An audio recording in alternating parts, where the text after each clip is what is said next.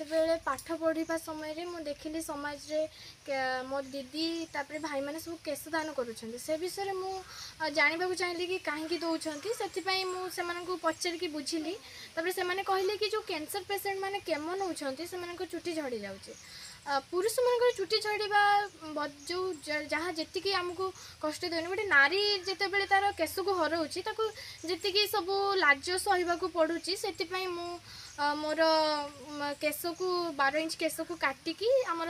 शोभा trust माध्यम भुवनेश्वर को पठेली जहाँ मदर चैरिटेबल ट्रस्ट हैदराबाद को दिज्व और सेठारे यही केश द्वारा विंग्स प्रस्तुत हो कैंसर पेसेंट मानक उपहार स्वरूप दिज्व जहाँ मत बहुत खुशी लगे कि से उपहार करके दिज्व जहाँ बिना मूल्य दिज्व। मु सुश्री अंकिता साहू मोर 10वीं परीक्षा चलित वर्ष मु 10वीं परीक्षा देची आम असरा हाईस्कल में प्रथम स्थान अधिकार करी आमर